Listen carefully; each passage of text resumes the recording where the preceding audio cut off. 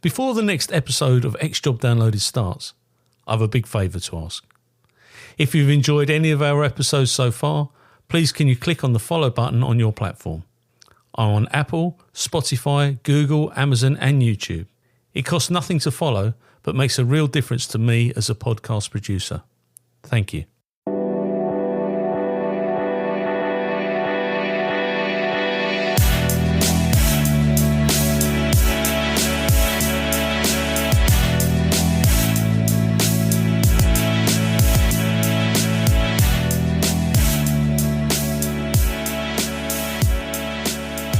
This interview is being tape recorded. My name's Paul Maleary and this is X Job Downloaded. And today we're going to interview Christine Burke. Now, Christine is in the United States today and you are our first contributor from the States. So thank you so much for taking part today.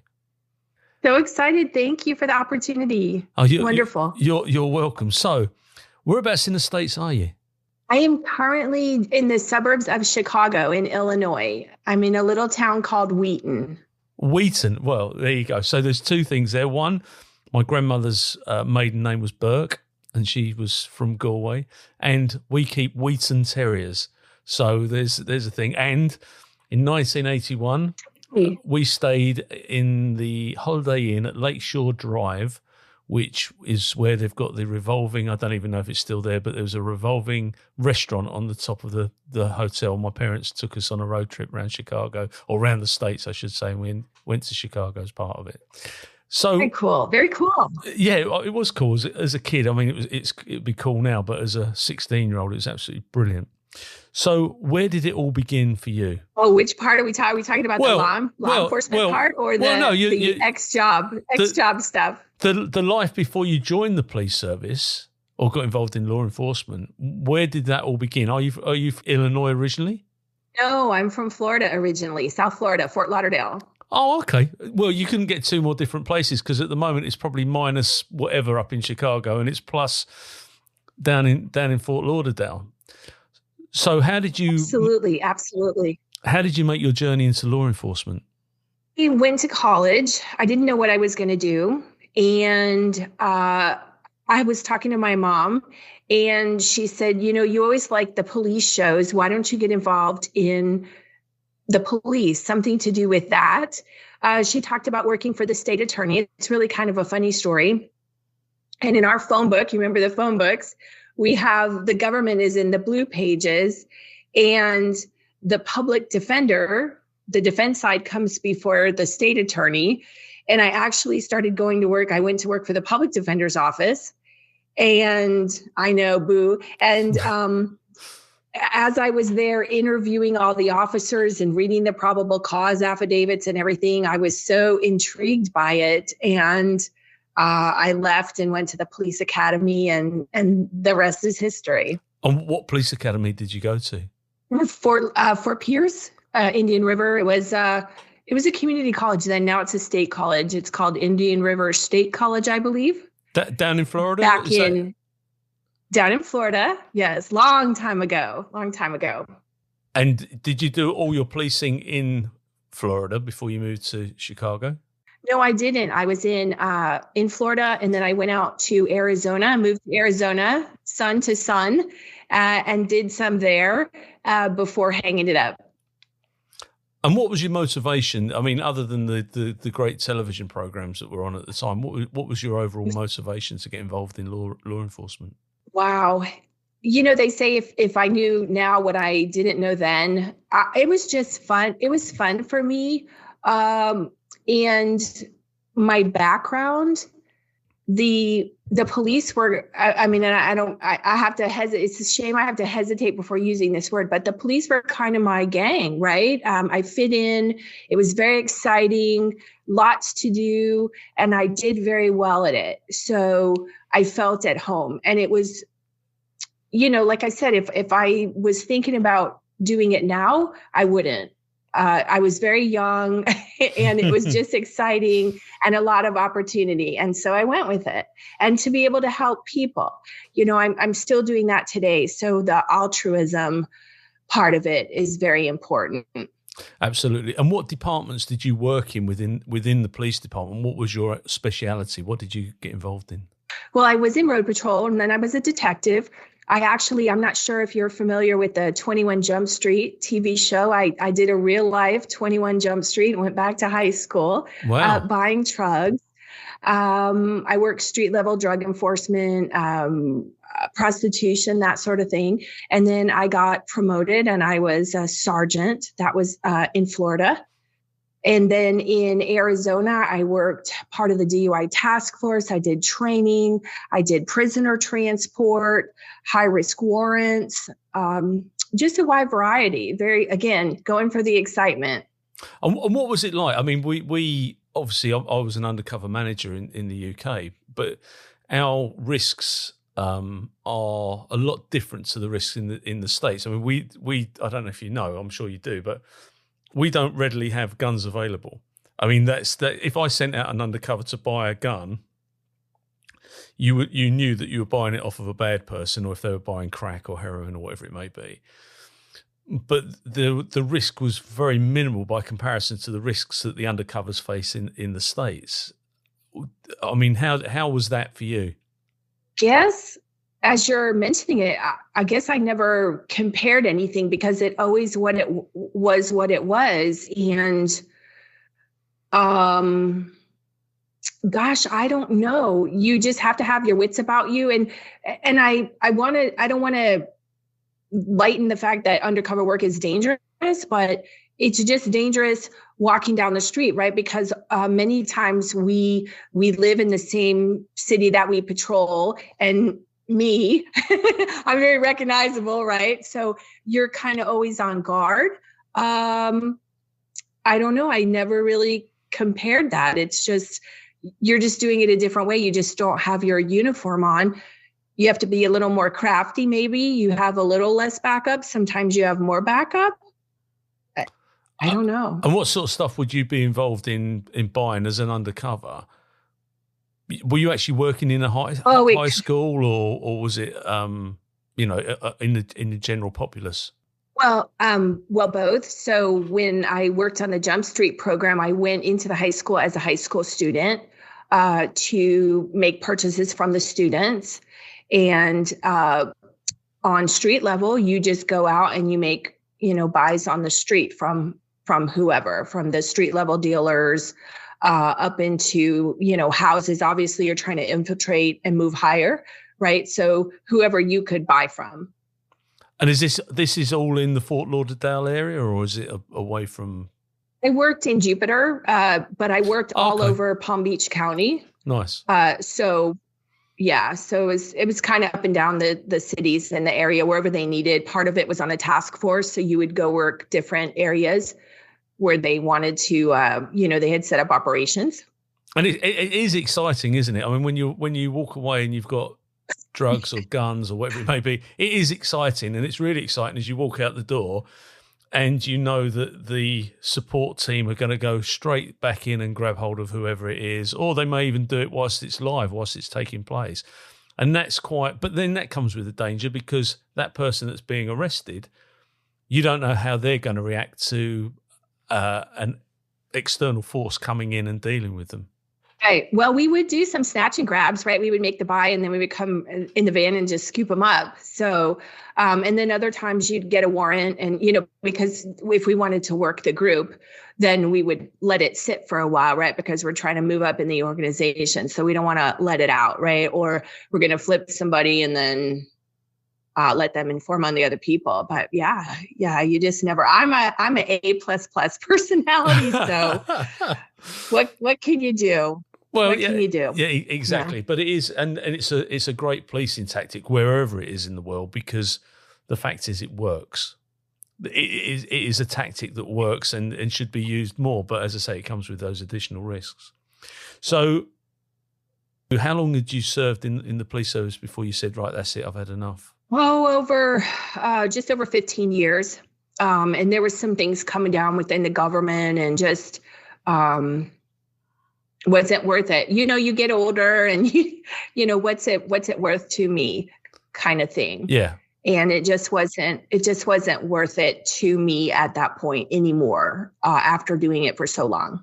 No, and I get that, because it's about that support from above, and there's a lot of people that are getting on the anti-police bandwagon, and we have been let down. Certainly in this country, we've been let down by officers, but there are more good officers than there are bad officers, and it breaks my heart when we Absolutely. get a continual beating from the media. But then I don't know what it's like in the States with the media, but here the media have gone through a lot of scrutiny through the police, and as a result, they're now getting their payback.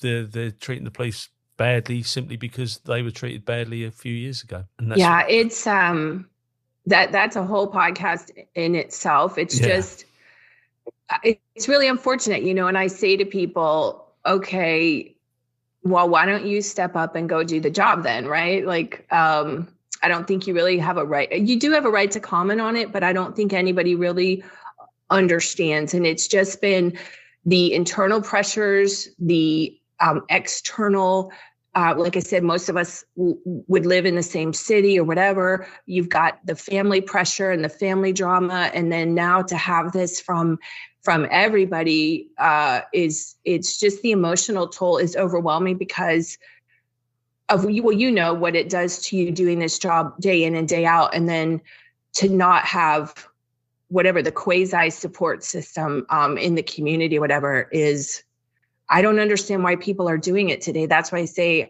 every time I see an officer, I try to thank them, God bless them, because it's awful. It's awful. Yeah, no, I'm absolutely with you. And I engage with the cops every time. If I see the street cops, I'll go and talk to them all the time. We'll buy them cups of coffee, whatever, because they've got such a tough job out there.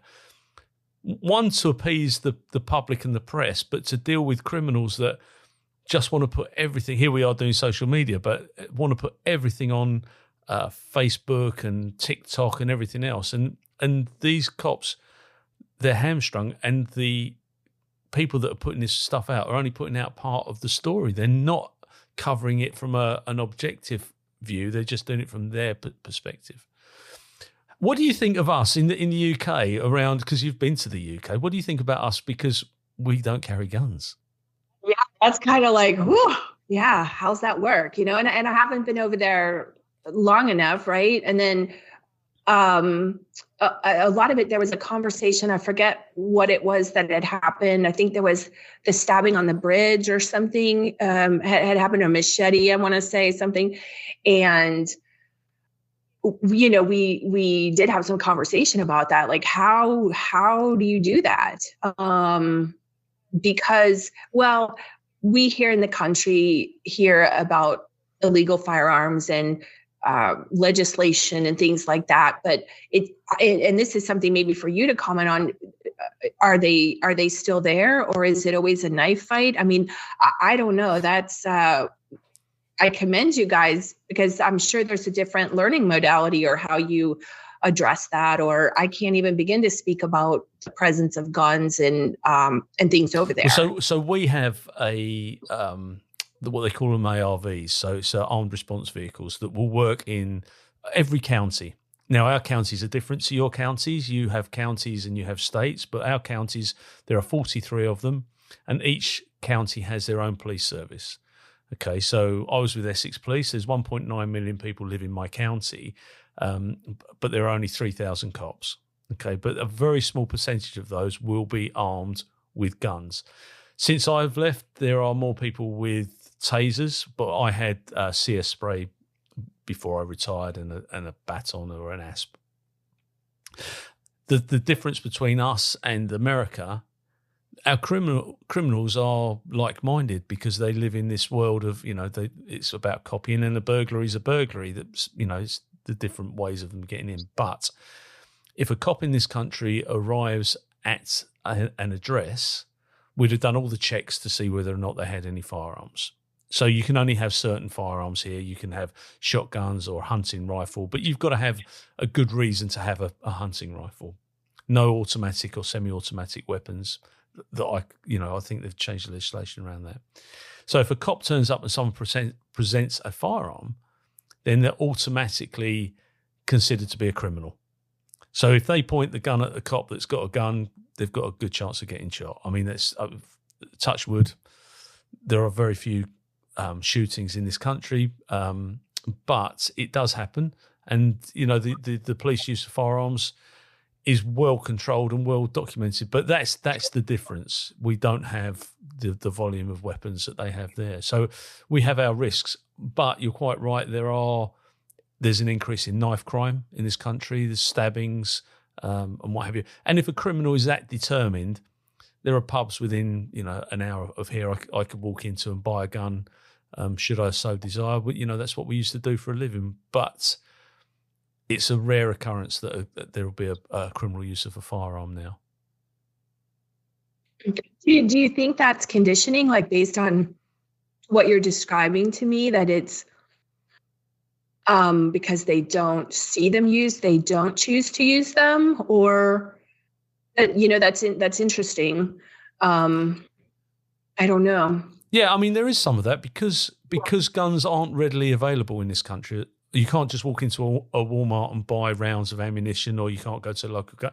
We don't have them. Following the mass shooting at Dunblane, which was a school up in Scotland, the government of the day banned guns, you know, handguns, automatic weapons, semi-automatics. They just got banned, and that's it. So there is a residual. There's always a carryover. You know, criminals will bring them in from the continent one way or another, but we don't have the influx of firearms that you've got there.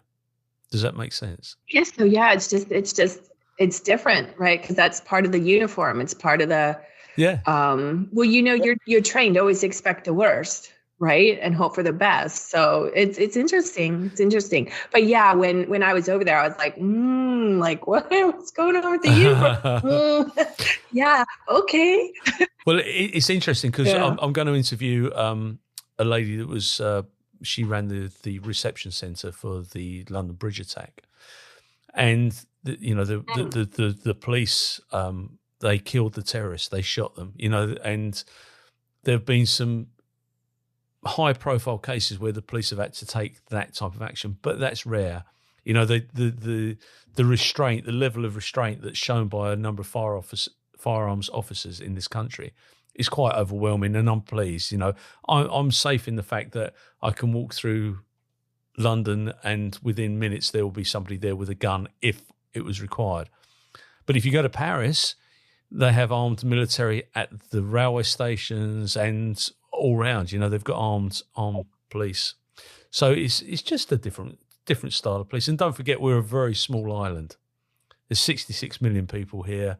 And we're a small island, so there's an element of control around that. It's, you know, we've got no landlocked borders other than the ones we've got with Scotland and Wales. But I'd be interested to see what happens with those ones. But yeah, so as for guns, it's not a prevalent thing here. Well, different, yeah, different. So I mean, Chicago, when I went there in '81, that was literally the murder capital of the USA. You know, the amount of firearms, and I've got friends who are cops up there now. And they still say, you know, I keep an eye on the news there, and New York and Boston, where I've got family. And there are, you know, they have quite shootings on quite a regular basis. How did your police service evolve? Because you've got to the end of your 15 years, and then what was the motivator to actually sign off and leave? Why did you say, right, you know, I've had enough now? I think it was kind of a number of things, because because when I left Florida for a while, and then got back involved in, I think the support was an issue, right? The support and the dynamics in the department, and then the community and the perception, right? You know, what things being forced on the police, things being not as bad as the climate today, but a precursor to the climate today.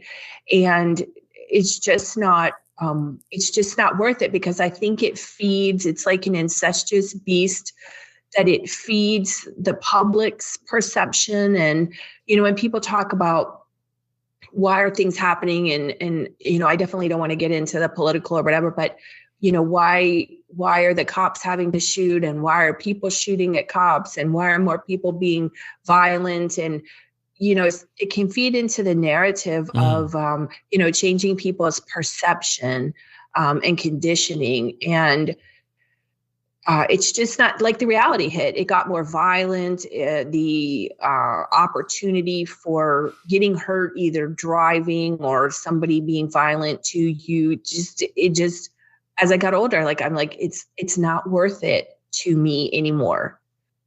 There's things that I can still do outside of this where I can add value and feel valued and give back. So that was kind of it. Like it wasn't one particular incident or one particular thing. It just builds up. It builds up. How much garbage can you see, people too, right? All the interactions between people and the hate and the bad and the criminality, that adds up. How much can you take in a lifetime and then not be supported on the outside? Like, okay, enough's enough. I've seen enough for 10 lifetimes. Yeah, no, I absolutely get it.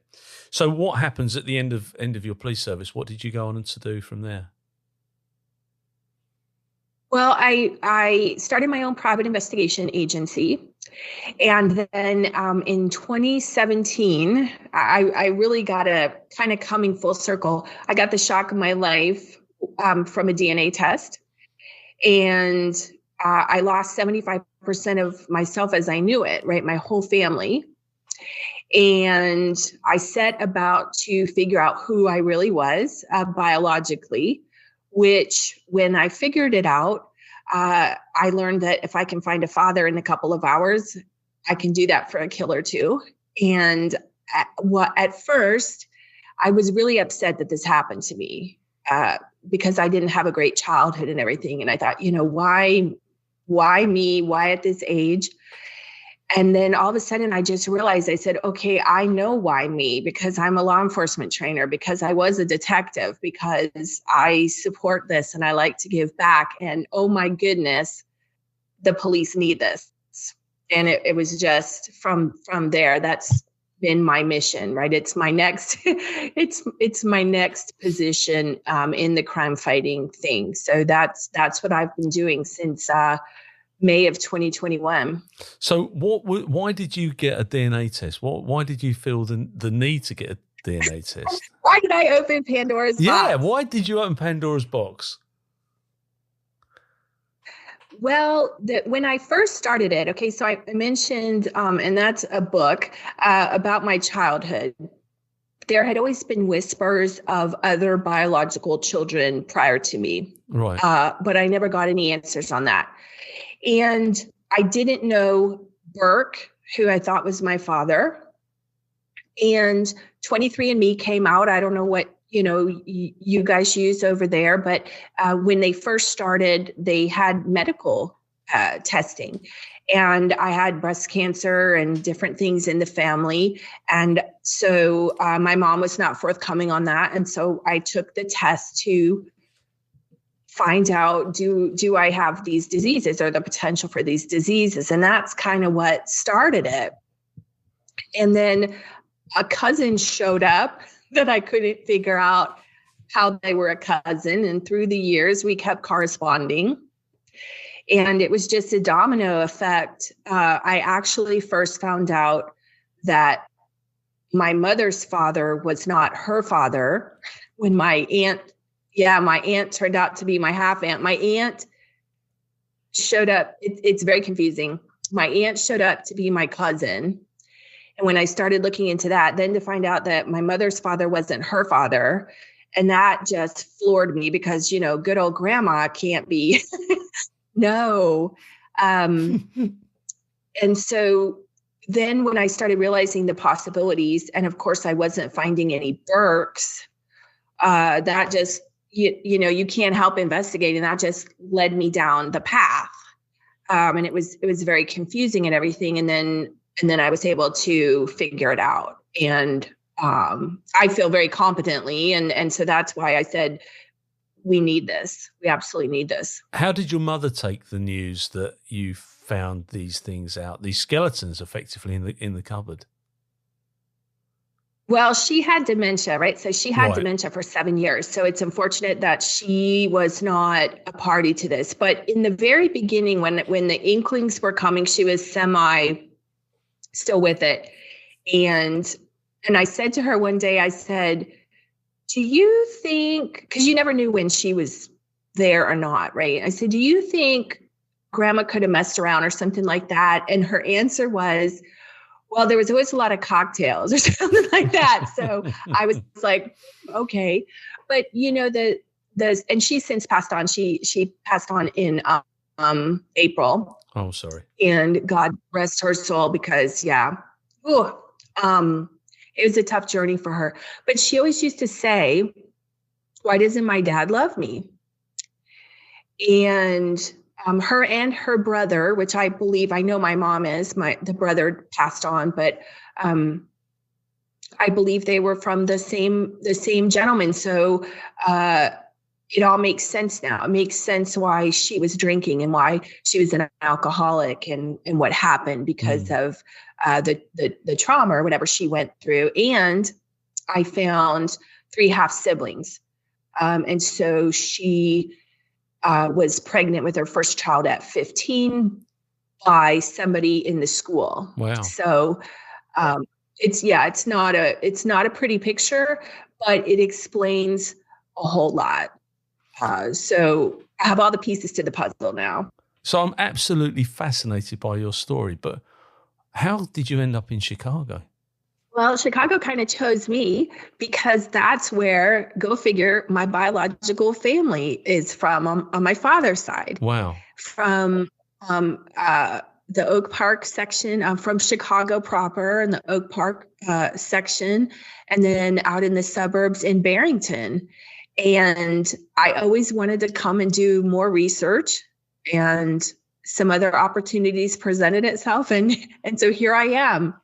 So when I'm not working in the business full time, I'm out scrounging around and looking at houses. And I go to the cemeteries, and it's just, I see all the people that I've researched, and I look at all the buildings and the architecture. Like, everything here is just so fascinating. And it's like I'm coming home, even though I didn't know it. So I had to be here. That is absolutely amazing. Do you know their names, their surnames? Oh, absolutely. Yes. I'm actually a Von Ritter, and I'm not a Burke. Von Ritten. Von Ritter. Yeah. Yeah. So I have, and then I know I'm a Meyer. I have all the family mapped. I have over 45,000 people in my family tree, and it's still a little bit of a mystery because of the records and different things, and how the families came over and everything. But yes, I walked past their houses where they lived. It's mind blowing. How do you feel when you do that? You walk past these houses and think, my great grandmother lived there, or whoever it may be. How does that make you feel? It's kind of bittersweet. It's a warm feeling, but then it's kind of a sad feeling, because I always kind of say to myself, I wish I would have known this earlier. But then some of the family, like there's roads named after them, and it's just so. How could I not? Right? That's just more stuff to uncover. I'm having fun as I'm helping others, and that's the whole part of the game. And where did they come from originally?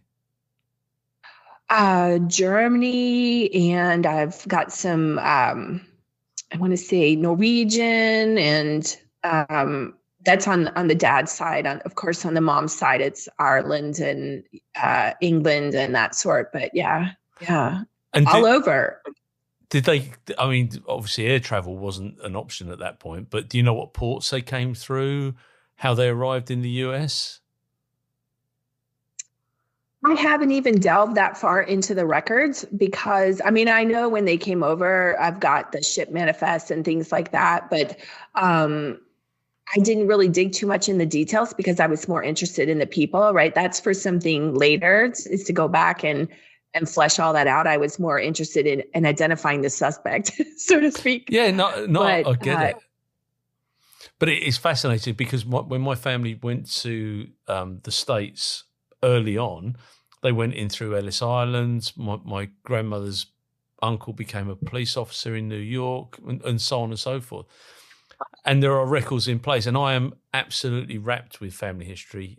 My mum's really into it, and this is a great way, with your DNA, great way of identifying the real story, because sometimes what's written down isn't always factual, and what you're doing is actually bringing the facts out.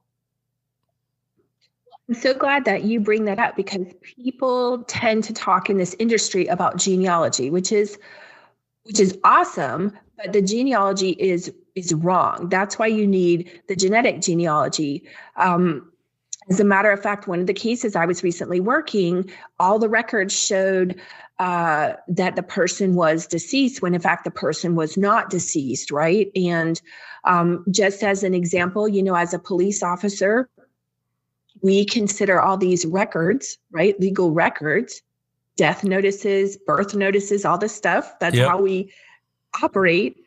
And they're wrong. My mom's death certificate and my mom's birth certificate, everything is wrong. Everything's wrong. And then you have this cascade effect. Yeah.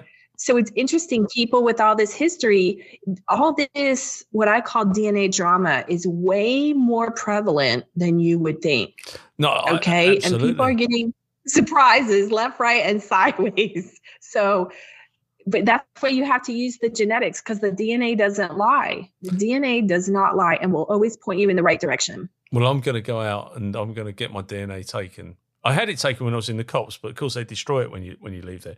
My father's side, Maleary, we're from Ireland. My grandmother was called Burke. My grandfather's Maleary, goes through Northern Ireland. Anyway, he had a brother who was christened or registered at birth as Maleary, M-A-C. Well, our name is M-A-L. So there's 6 brothers with the name Maleary and 1 brother with the name Maleary. It just makes it totally dysfunctional. I've got cousins with one surname and cousins with another surname, and this is what we're talking about, because in 100 years' time, nobody will actually put us all together unless there's that dots the I's and crosses the T's. That's the only way they're going to do it. Well, absolutely. And then it's like one in my Von Ritter family. I want to say it's like he's down from the relatives, like my great grandfather's sister. He's down from there, and they spell it totally different. And again, especially when you have people coming to the States, it was whoever interpreted it, or it sounded like, or they Americanized it, and then the census takers, and you can see the translations, how it comes down. Somebody drops something or changes it completely. And that's what I have in my family too. I have all these matches with this particular surname, which is not who I show to be on the records. And so that adds further insult to injury. Because of the DNA, I know that I'm those people, and I'm still trying to research where it went wrong, like where that left turn went and somebody took a different name. But that's the beauty of genetic genealogy, because the DNA is there to prove it. So it's just fascinating. It's fascinating. And have you met anybody from your family? I mean, you've gone through your records and what have you, in your DNA. Have you actually met anybody that you're related to as a result of your work? Have. So some of the first confirmation, I want to say their second cousin. It was always just me, so I'm never really good on my cousinness. Right. I think they're second cousins, and I had reached out to them in the beginning. This really started solidifying for me in 2019, and that's when I had come to the Chicago area in the first place, and I met them, and they're just really wonderful. That's part of the problem that people go through with this, is people are very private about their DNA. Like I can't think of the word. They don't want to share it. And so they're very suspicious, and they're not very forthcoming. And that's another message that I like to share is it's not your DNA. We all have it. People are desperate and searching for information. Please share your information. Please don't hide this. I don't care who slept with whom. I just want to know who I am, right? And but they've been very nice, and that's another reason I chose here, because I know I have a backup. I have backup if needed. That is absolutely fantastic. And like you say, we've all got a history. We're not the moral police. We're not here to judge people, but there are some times that we need those answers about who we are, where we come from, what's out there. To find that you've got a half brother, sister, that must be absolutely amazing. To all of a sudden discover that you've got another family, another life, and another piece of the jigsaw that's been put together. Some of it, there are some negative connotations, because I know from personal experience, my mum found somebody who was her cousin, literally and this lady was lovely, and they met, and at the end of it, she said, you've been lovely, but I haven't had you in my life for 50 years, and thanks, but no thanks. I don't need it. And I get that element as well. But as a nosy cop, I'd want to know, I'd want to know how things pan out and how it's all going to go forward. Looked at. How does it work for you now? I mean, genetic genealogy for law enforcement, forensic genetic genealogy, the root to your roots.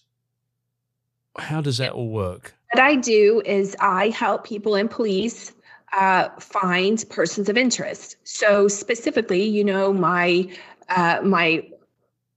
neither take precedence, right? But my first level always be the police and helping the victims and things like that. Sure. So I immediately knew that I had to help the police. And currently, I don't even know what the situation is in Europe or where you are, but here in the States, to investigate a case using genetic genealogy for the police can cost anywhere from, $5,000, $30,000, $60,000 per case.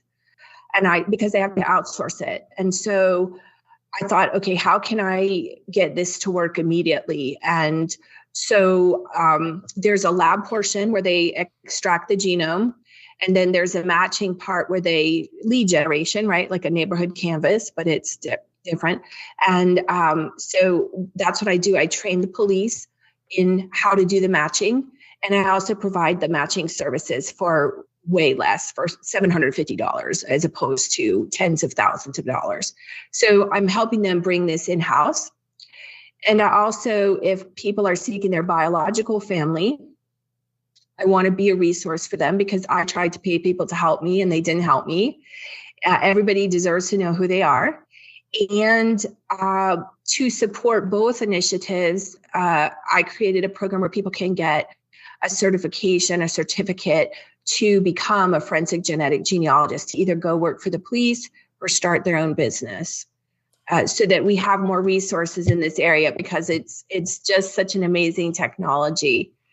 And that's what I'm doing. So that's my mission. Sorry. So how do you access the databases for the comparisons? So say, for instance, you've got somebody in Louisiana and they submit their DNA, it gets picked up on a main database, or how does that, is there a main database that keeps everything that, obviously I'm talking around here, but obviously people have to submit their DNAs voluntarily, or do you have access to the criminal database as well? The database that we have in the United States is CODIS. Okay, and that works on a technology called STR, which is a portion of the person's DNA. Yep. Now, the genetic genealogy relies on databases, commercial databases, such as, they don't participate, but commercial databases are those such as 23andMe, Ancestry.com, MyHeritage, Family Tree DNA, and GEDmatch. Right. Okay, there's some of the big players. Family Tree DNA and GEDmatch work with law enforcement for this grand mission. They want to help. And the people, the subscribers, the civilians like you and I, who have opted in to help law enforcement, that's how we match it. Right. So we take the sample, which is extracted a different process than CODIS, and we put it up there, and then the matches show up. And then someone like myself or the trained officer would work the matches and develop the lead on the suspect. And do you still do the suspect stuff as well, or is it purely around the genealogy and supporting people to find their pasts? I'll do anything to help anybody, right? My focus is mainly law enforcement and getting them the use of it. So getting them the training or providing the services for them. And for instance, just a couple days ago, I did one, and just a few short days, we were able to identify an unknown deceased person. I mean, it's that quick. It's just, it'll blow your mind when you see it. Everybody just has to have it. Yeah.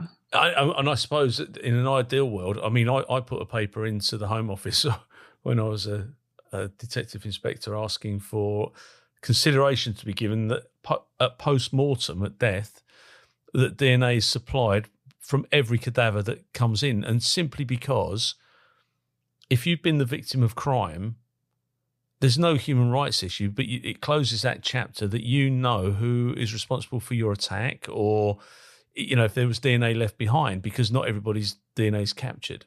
And that got a fair slap in the face. There was no way they were going to run that bad boy. But I thought it was a good idea. Oh, that's a great, I never thought of that. That's a great way to fill the database, so to speak. Yes, because, well, that's one of the things that people don't understand. I get so many people that talk to me and they say, well, why isn't this being done today? And I'm like, police don't have police cars. Like, what do you mean? Like, why isn't this being done today? Right? Like, we don't have enough police officers, let alone to do this, but they think about CODIS, which is great, but there's not enough population in CODIS. So it's not as effective. So what you're talking about to fill that population would be great. But then, you know, you get the big P word for privacy. And But I wouldn't be talking about broadcasting it. I'd be talking about knocking on a victim's door and saying, do you remember when you were assaulted 40 years ago in an alleyway in the middle of London? The person responsible for that is dead. But you're talking about putting the dead person's DNA in. Yeah. Right. But there's still people that have privacy issues around that because that's the interesting thing. And this is the way that we catch people, because I don't need a one-to-one match. I only need several generations of relatives, right? So they object that their, fifth great grandparent could identify them for a crime. Yeah. So I hear what you're saying, but no, that would definitely increase the population. And yeah, what rights do you have when you die? I mean, my goal is let's get all these cases solved, and not only the cold cases, but we've got all these poor people that are lying in the morgues that their poor families don't know anything about them. They may be victims of crimes, and it's awful. Yeah, exactly. If they pull somebody out of the Thames or here. There are so many people that get buried and they're not known because, we have a clandestine number of people coming into the country. It could be any number of reasons, but there will be people in mortuaries in this country we haven't identified. So this would be an ideal way, but I suppose the issue is that you'd need a world database at that point, wouldn't you? Because we have pretty sufficient databases. I mean, that would be an interesting test. Obviously, if Ancestry.com would cooperate, or one of the bigger, I know MyHeritage is pretty big in Europe, if they would participate, but it would be an interesting test to see what we'd be able to do with the population that's already in there, right? Because we all come from the same, exactly. set of. So how did you identify the unknown deceased person? How did that all come about? You mean how I got the case, or how did it actually work? Both. How did you get the case, and how did it work? Well, not every time, but most times I find a case or I hear about a case, I try to offer services. And in this case, I volunteered. It was where I was living prior to coming here. And I said, let's get this done, right? I'm trying to promote the use of genetic genealogy for my goal is one police officer trained in every department across the United States and the world. Okay. Like if you can help me out with that, that would be great. Yeah. Because they need to use it, right? And so anything that can bring awareness to it. And so they had several unknown deceased people. And I said, well, let's just get this done. And so we started the process. We did it in conjunction with the training. And the matches come up, and then you just start working the matches from the relatives and using the science. It points you in the direction, and there you are, and you only have so many possibilities like that. That's your lead, and then you start confirming or disproving your leads, just like you would in a normal case, and then you have your answer. You make it sound so simple. I remember we had an identity. Well, it is. I don't want to sound facetious or flippant, but it is like, and it takes you a while, right? Until I saw it. Once you see it, you can't unsee it. But it's kind of, I don't want to say like mathematical, but there's a structure behind it. Once you understand the structure, it's just like bing, bam, boom. And there it is, right? So you have the population that can contribute to the families of origin. And basically you start building out the grandparents and all that, and you narrow it down. You can only be in a certain area based on the way DNA is shared between the people. And then that's it. And so then you start testing those people just like you would in a normal case. Was this person in the area? If it's a crime, do they have a propensity for this? That's it. It's amazing. Like it is just, I'm like smiling from ear to ear, because when you see it work, it just blows your mind, and we need to be doing this. Yeah, absolutely. I'm a total advocate. Yes. And what's the take up from law enforcement in the States? I mean, how many police services and states have got involved with this fantastic project? Wow, that's a good question. So I think the challenges, people ask me what the challenges are. I think the challenges are education. First of all, to let these agencies know that this resource is available. If they do know it's available, the next part is cost, because it's not internal right now. And these commercial for-profit companies are charging them, an arm and a leg and then some. Yep. So that's not feasible because, as I mentioned, we don't have budget. And then some of the states are enacting privacy to try to preclude this. So it's all of those things. And that's why I'm so grateful to speak to you and to speak to the population, because they need to know that this is available. They need to know that there's low cost options. There's grants, there's low cost labs, and we just need to make this happen. The machine to bring this into the police lab is not that expensive. We just need to make it imperative, right? We need to, I don't know. So we have more. It seems it's interesting. California and the population, the law enforcement agencies in California have really, really, really embraced this, along with the state of Florida. And slowly we're moving throughout the United States. And again, it's a resource and education issue. The feds have used it quite a bit.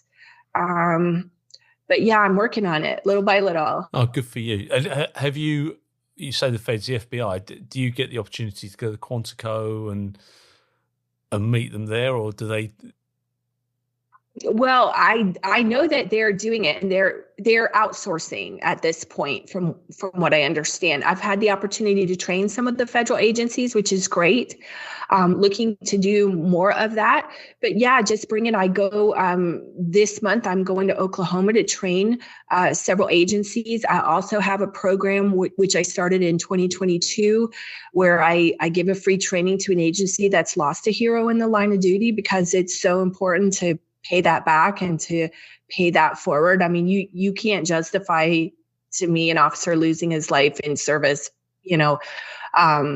for the people. And so as part of my program, I give back to that. So that's what I'm doing in Oklahoma. I'm going to teach the officers from the agencies that have lost a hero in the line of duty. And yeah, just trying to get the word out, trying to be a resource to let people know that it's available and try to pull it all together.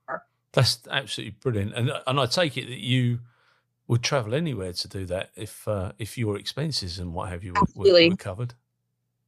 I would do this no matter, this is my sole source of income now, right? So I have to be cognizant of that. If money was no object, I can do this all day, every day. I want to solve every case because these victims deserve it, and that brings up another question too, because people talk about crowdfunding and asking victims to pay for this. And I don't know how you feel about this. I believe since it started as a law enforcement function, it remains a law enforcement function. Agreed. And the police shouldn't be asking people to pay for this. So I'm trying to find the way that I see you're shaking your head, right? Yeah, no, it's morally offensive to me that the victims should have to pay for this. I agree. And so I'm trying to get it done however I can get it done.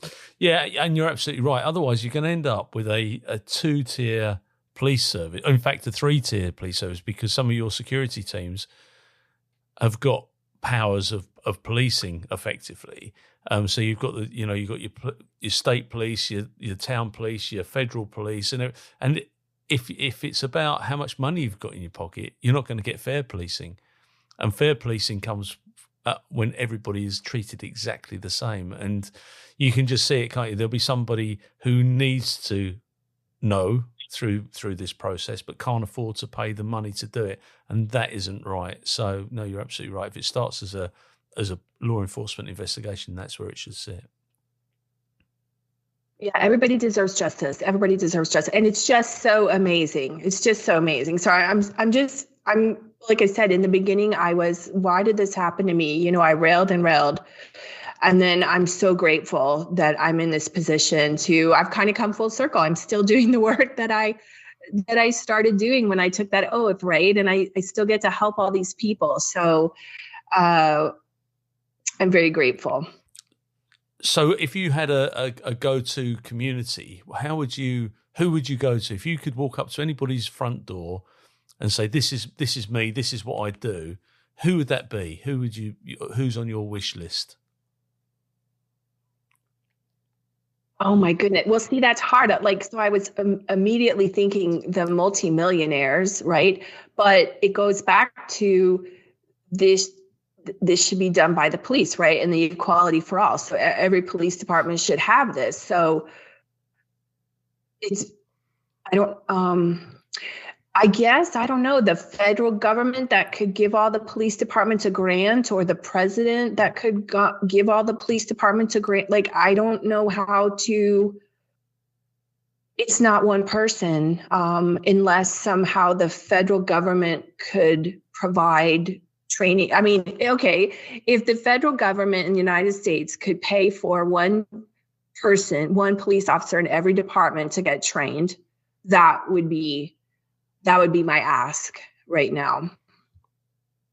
Which makes sense. And obviously the next thing will be moving it beyond the borders of the United States, and DNA gets mixed. And I don't think people realise that you can regionalise people from their DNA, so you can actually work out the areas in which their forefathers came from, and so on and so forth, which is important in certainly when you've got a country the size of yours and ours, but where the population has moved so much.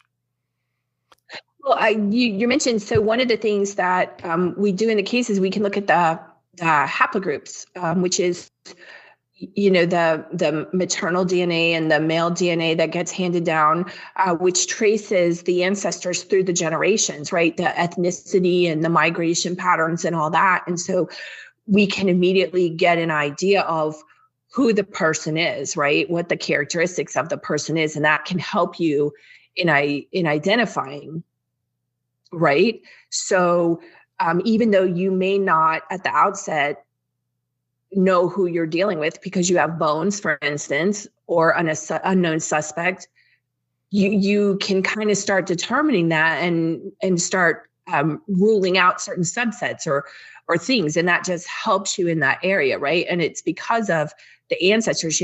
It's not necessarily the person next door to you. It's the heritage and the DNA through all the centuries, right? But that helps in doing that, right? So what you're talking about with all the migration, I think, I don't want to say sort that out, but there's tools to help with that. Yeah, absolutely. We had an inquiry where a foreign national had been found, had been executed by somebody, and we ended up in post-mortem, thumbnail, part of a bone, etc., and we could determine from that where they'd travelled to, even down to the types of food that they'd eaten, and we could show that they were an Eastern European who had travelled through Latin America. And it transpired that this person was an Eastern European and that they were a merchant sailor. And the diet was related to the travels in South America and what have you. It's a lot of work, but it's absolutely fascinating stuff. So what next for you then? Oh, it's amazing. Oh yeah, it was an amazing inquiry to work on, and it was a great job to work on. But we never Wonderful. we think we know who did it, but we never got to the point of charging. So there you go. That's the way it goes. But so what's next for Christine Burke then? What happens now? Continue on what I'm doing, and this is trying to get the word out as much as possible, and trying to pull it all together, right? Just looking for opportunities, educating people, finding people that can, like you, to talk to people that understand it, the police understand it, and just pulling the resources together. And just, I'm like an evangelist. I just shout it from the rooftops wherever I can. And I'm so grateful. And I just get up every day and I say, who can I help today? And that's what it's all about. And I love it. And that's just it, making connections and talking about it, and just trying to make it happen, right? When you're on the street, right? People don't understand this. You don't have resources. It's just you, and you have to pull it all together. And that's kind of what I'm doing. I'm here just going to the next thing from the next thing from the next thing. I admire and making it happen. I admire your positivity, because I know how tough it is running. You're running your own business and getting people to listen. That's the hardest part, and they'll listen to you glibly, and you hope that they've taken in sufficient information that they will come back and knock on your door and say, "Yeah, we can do this." What are the downsides? I mean, we've heard the positives, the fact that if you can identify somebody or identify maternal, paternal links, etc., that's brilliant. But what are the downsides? For me or for the people? Well, for you, I mean, the people, I suppose, if you didn't know, but you've got the expectation when you say to them, actually, we can't find anything out. There's almost half an expectation that you couldn't find anything out. But for you personally, as a business owner doing what you do, what are the downsides? It's hard. Like right now, I'm doing it myself. I wish more people understood it, right? So the education part is hard. Part of it too is in working and making these identifications, like in the last case, it's like you're making a death notification, right? And you don't even know about it, right? So you still have that bad part, but it's good. I mean, the only downside is it's not moving fast enough for me. I want to help more. I want to help more people. That's the only downside. But is that a marketing thing, or is that because you've only got one pair of hands, getting that good news out? Yeah, it's a resource. It's a resource thing. I wish I had more resources, but I believe, I so firmly believe in this that, it just can't stop. And as long as I continue to move forward and help as many people as I can, then that's what I'm put here on this earth for. That's fantastic. Now, we've got all your links, but we will put everything, any social media, links to your websites, we'll put everything into the main body of your podcast. But before we conclude this interview, is there anything you'd like to add, alter, correct, change? Oh my goodness. I just am so grateful. And for everybody that listens and anybody that has any part of an inkling or something that might lead to help this, and to support anybody who wants to help on the civilian side. If you've tested your DNA, please upload to FTDNA, Family Tree DNA, and GEDmatch, because they're supporters of law enforcement and what we're doing. And we really appreciate that. Go test with them or whatever, because they support us. And no, that's it. I'm just really grateful. And I thank you and your listeners for doing whatever we can. That's brilliant. So when I take my DNA, I'm going to come and knock on your door because I am going to need help. Social media is absolutely fantastic. There's some negative sides, but there's a lot of positives. And because the unusual element of my name, Maleary, Maleary, you search it, don't you? And all of a sudden you start finding people. Now, I would love for all those people with the same surname as me to undertake the same tests, because I'm sure there's a link, because our name is so unusual that there has got to be a link. And whether our grandfathers were related or there's, whatever it may be. But I would love to do that. And I will be coming to knock on your door to get your help in this, because this is really important. It's important for me, important for my kids and for my grandchildren. And one of the things that I'm doing is I'm actually, I'm recording my life, not as a podcast, but so that my kids and my grandchildren can pass it on to their children and so on and so forth. Because the reason I do these podcasts is what did you do in the war, Grandad? Because I never asked my grandfathers what they did in the war, despite the fact that they had very distinguished careers. And I think it's important that, as Bob Marley said, if you know your history, then you know where you're coming from. And we need to know our history. Certainly now that we've got more opportunity to maintain our history, more than ever in history. When Samuel Pepys was keeping diaries in the 1600s, that was the only way that people could keep records. Now we can record everything and preserve it for prosperity and make sure that the future generations know what we went through, know the mistakes that were made, and know the successes of their grandfathers and grandmothers. That's so wonderful, because I think back to just the few records, obviously on my maternal side, and then trying to find stuff on my paternal side. But that's so important about what you're doing. And I can absolutely, there's ways to just verify, even if some of those other folks don't test, there's ways to verify your DNA. So when you get that done, reach out to me and we'll check it. I'm going to. And then when we've done it, I'm going to get you back on here. And I can see that there's a future. Okay, wonderful. I'm so excited. Well, look, when you're in London, make sure you look us up, and we'll definitely. We'll take you around to some great places. I'm going to conclude this interview. It's been absolutely brilliant. Keep safe in Chicago. It's a fantastic city, and and it's called the Windy City for a reason, isn't it? So you just take care of yourself there. Thanks ever so much. Thank you.